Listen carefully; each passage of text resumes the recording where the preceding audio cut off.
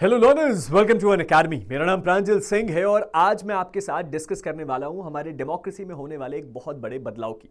शायद वो दिन बहुत दूर नहीं है जब हम और आप साथ में मिलके एक ही समय पे वोट डालेंगे अपने देश में प्रधानमंत्री चुनने के लिए, अपने स्टेट में सीएम चुनने के लिए और उसके साथ ही साथ लोकल म्युनिसिपल बॉडीज के इलेक्शन के लिए भी। इसी स्कीम को हम कहते हैं वन नेशन वन इलेक्शन, जो हमारे देश में एक होने वाला सबसे बड़ा बदलाव है।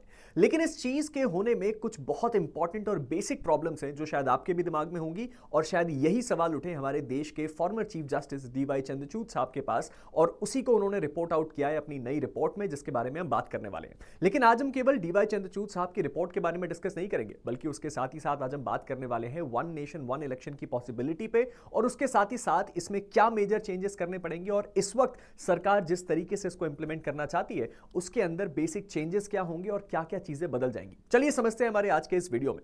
अगर इस चीज को समझने की कोशिश करी जाए कि ये वन नेशन वन इलेक्शन है क्या, तो बेसिक सा कॉन्सेप्ट है इसका मतलब केवल इतना सा है कि हमारे देश में लोकसभा यानी कि पार्लियामेंट के इलेक्शंस, हमारे देश में स्टेट लेजिस्लेटिव जो इलेक्शंस होते हैं यानी कि विधानसभा के इलेक्शंस, और उसके साथ ही साथ लोकल बॉडीज के जो इलेक्शंस हैं जैसे कि म्युनिसिपल बॉडीज, पंचायत एक्सेट्रा, इन सभी के चुनाव एक साथ कंडक्ट करवाए जाएंगे। जैसा कि हमें पता है हमारे देश में साल 2024 में एक चुनाव हुआ, उससे पहले 2019 में हुआ था। लेकिन इसके साथ प्रॉब्लम यह होती है कि 2024 में चुनाव हुआ, अब अगला लोकसभा तो हमारे 2029 में होना है, लेकिन 2025 में बिहार के चुनाव हैं, उसके 2 साल बाद यूपी में चुनाव है, 2027 में। इस तरीके से हम देखते हैं कि हमारे देश में इलेक्शंस लगातार चलते रहते हैं। इसके कारण जब इलेक्शन होते हैं तो हमारे देश में आचार संहिता लग जाती है और ऐसी बहुत सारी दिक्कतें हैं जिसके कारण सरकार को ऐसा लगता है या हमारे देश की जो पार्लियामेंट है उसको ऐसा लगता है कि हमारे देश में वन नेशन वन इलेक्शन होना चाहिए, जो कि कॉन्सेप्ट बिल्कुल भी बुरा नहीं है, लेकिन इसके साथ कुछ बुनियादी दिक्कतें हैं। अब इसी चीज को बदलने के लिए हमारे देश के संविधान में 129th amendment constitution bill pass किया गया, यानी कि यह बिल पेश हुआ है पार्लियामेंट में, अभी तक पास नहीं हुआ है। और इस 129 कॉन्स्टिट्यूशनल अमेंडमेंट बिल के अंदर जो बदलने की बात करी गई है वो एग्जैक्टली यही कॉन्सेप्ट है वन नेशन वन इलेक्शन का। अब इस चीज में हमारे देश के फॉर्मर चीफ जस्टिस साहब को रिपोर्ट बनाने को कहा गया और उन्होंने रिपोर्ट बना के इसके अंदर कुछ इंपॉर्टेंट फ्लॉज पॉइंट आउट किए।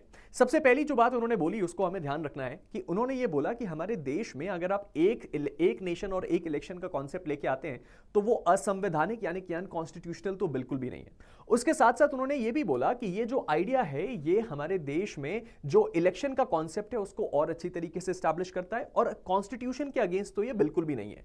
और साथ ही साथ उन्होंने ये भी पॉइंट आउट किया कि साल 1950 से 1960 तक इंडिया में एक्चुअल में जो इलेक्शंस है वो एक साथ ही कंडक्ट करवाए गए थे और ये हमारे देश का जो फेडरलिज्म है और जो आपकी डेमोक्रेसी है वो कभी भी ये इस बात को डिमांड नहीं करती कि हमारे देश में जो इलेक्शन है वो अलग अलग समय पे हो। यानी कि डीवाई चंद्रचूड़ साहब इस कॉन्सेप्ट से तो एग्री करते हैं, लेकिन रिसेंटली जो रिपोर्ट्स गई और जिस तरीके से इसको इंप्लीमेंट करने की कोशिश करी गई शायद उससे वो बहुत ज्यादा एग्री नहीं करते हैं और उन्होंने कुछ मेजर प्रॉब्लम्स को पॉइंट आउट किया। चलिए समझते हैं कि इस वन नेशन वन इलेक्शन के पूरे प्रोस्पेक्ट में प्रॉब्लम्स क्या है। सबसे पहली प्रॉब्लम तो ये है कि अगर ये वन नेशन वन इलेक्शन इस तरीके से इंप्लीमेंट किया जाता है तो हमारे देश में जो इलेक्शन कमीशन है वो बहुत ज्यादा पावरफुल हो जाएगा। कैसे सर? यहां पे ये जो बिल है ये इलेक्शन कमीशन ऑफ इंडिया को इस बात के लिए पावर देता है कि वो हमारे देश के कई संवैधानिक प्रावधानों को ओवर पावर कर सकता है या बदल सकता है, जैसे कि पार्ट 15 में जो कि अलाउड नहीं है।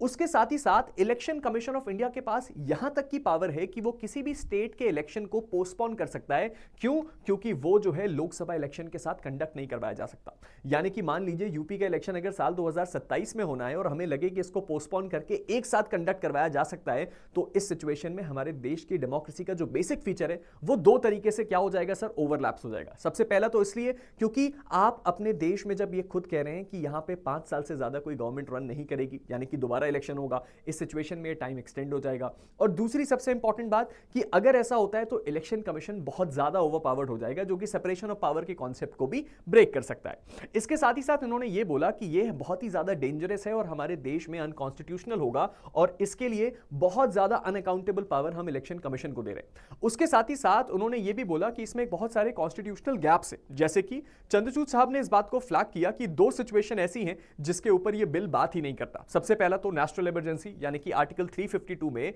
पार्लियामेंट एंड असेंबलीज जो है वो क्या कर सकते हैं? 1 साल तक अपने टर्म को एक्सटेंड कर सकते हैं, but then how will you synchronise elections work? तो उस सिचुएशन में, इमरजेंसी की सिचुएशन में आप इलेक्शन के काम को सिंक्रोनाइज कैसे करेंगे? करेंगे, उसके साथ ही साथ early dissolution of state assembly. दूसरी सबसे बड़ी प्रॉब्लम यह है कि अगर कोई ऐसी विधानसभा है जिसका डिसोल्यूशन 5 साल से पहले हो गया, हमने कई बार देखा है गठबंधन की सरकार बनती है और गठबंधन की सरकार बनते ही वहां पे क्या होता है सर, वहां पे जो अगर सिचुएशन मैच नहीं करी तो जो सरकार है वो टूट जाती है और इस परिस्थिति में किसी के पास जवाब नहीं है कि अब अगले 5 साल तक वेट किया जाएगा या 2 साल तक वेट किया जाएगा या फिर इसका इलेक्शन पहले कंडक्ट करवा लिया जाएगा।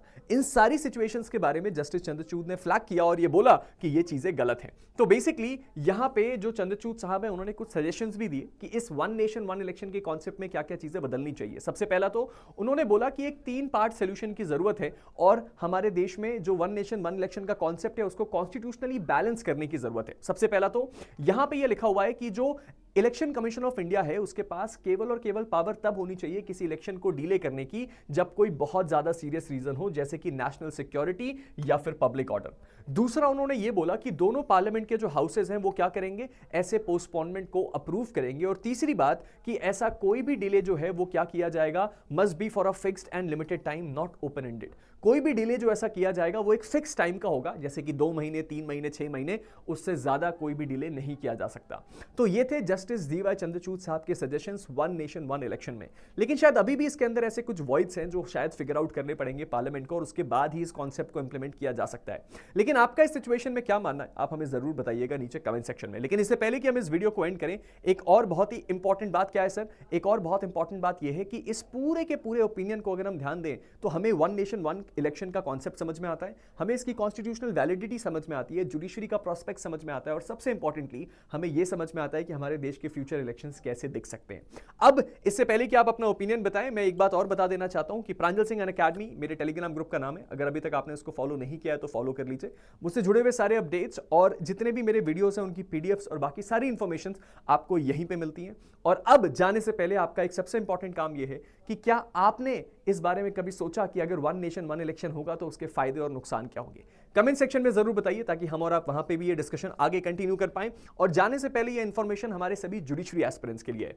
अगर आप एक ऐसे लर्नर हैं जो इस वक्त जुडिशरी की प्रिपरेशन कर रहे हैं तो सर अनअकैडमी आपके लिए लेके आया एक जुडिशरी स्कॉलरशिप टेस्ट जो आपके लिए कंप्लीटली फ्री है। इसकी सबसे खास बात यह है कि ये प्रीलिम्स के पैटर्न में होने वाला है, यानी कि एक एक्चुअल जुडिशरी एग्जाम के प्रीलिम्स के पैटर्न में 14 जुलाई को शाम 5 बजे। इसमें अगर आपने अच्छा स्कोर किया तो पहले तो आपको 30,000 रुपए तक के रिवॉर्ड्स मिलते हैं और उसके साथ ही साथ आपको अनअकैडमी की स्कॉलरशिप कंप्लीटली फ्री मिलती है। एक ऐसी अपॉर्चुनिटी जो आपको बिल्कुल भी मिस नहीं करनी है। लिंक नीचे डिस्क्रिप्शन में, इसको सब्सक्राइब जरूर कीजिएगा। साथ ही साथ हमारा जुडिशरी आइकॉनिक प्रो जिसमें इस वक्त 10% का फ्लैट ऑफर चल रहा है और उसके साथ ही साथ 12 महीने का फ्री एक्सटेंशन। ये एक ऐसा सब्सक्रिप्शन प्लान है जहां आप अपने फेवरेट एजुकेटर को अपना पर्सनल मेंटोर बना सकते हैं। यानी कि अगर आप मुझे या अपने किसी भी और फेवरेट एजुकेटर के साथ डायरेक्टली कॉन्टैक्ट में रहकर अपनी तैयारी करना चाहते हैं तो ये बात पॉसिबल है आइकॉनिक प्रो के साथ, जहां आप इस डिस्काउंट के साथ अब इस ऑफर को अवेल कर सकते हैं और अपनी जजशिप की जो ये जर्नी है उसको किक स्टार्ट कर सकते हैं। और इसके लिए आपको मेरा कोड यूज करना होगा PS और ये ऑफर केवल 15 जुलाई तक वैलिड है, इस बात को भी ध्यान रखना है। इसके साथ ही साथ हमारी जज्बा बैच भी इस वक्त स्टार्ट हो चुकी है। ये एक ऑल स्टेट कॉम्प्रिहेंसिव बैच है जहां पे आपको सर ये बैच 15 जुलाई से स्टार्ट होगी, जहां आपको 12 मंथ का फ्री एक्सटेंशन मिल रहा है। यानी कि अगर आपने इस बैच को सब्सक्राइब किया तो आपको पूरी एप्लीकेशन का एक्सेस है, साथ ही साथ 1 साल का फ्री एक्सटेंशन है। और इस सिचुएशन में हम आपको दे रहे हैं सर पूरे ऑल स्टेट कॉम्प्रिहेंसिव पढ़ाई, यानी कि major laws, minor laws, local laws, GS GK हर चीज का complete coverage. And at last but not the least हमारे यहां पे आपको मिल रही है इस वक्त टेस्ट सीरीज मात्र 1 रुपए में। अगर आप एक ऐसे लर्नर हैं जो इस वक्त अपकमिंग स्टेट के एग्जाम्स, प्रीलिम्स एग्जाम्स जैसे कि राजस्थान, छत्तीसगढ़ या उत्तराखंड की तैयारी कर रहे हैं तो मात्र 1 रुपए में अनअकैडमी की टेस्ट सीरीज को सब्सक्राइब कीजिए और अपनी जो ये जजशिप की जर्नी है उसको किक स्टार्ट कीजिए। मिलते हैं आप सबके साथ एक नई वीडियो में, तब तक के लिए stay motivated and keep learning. Thank you.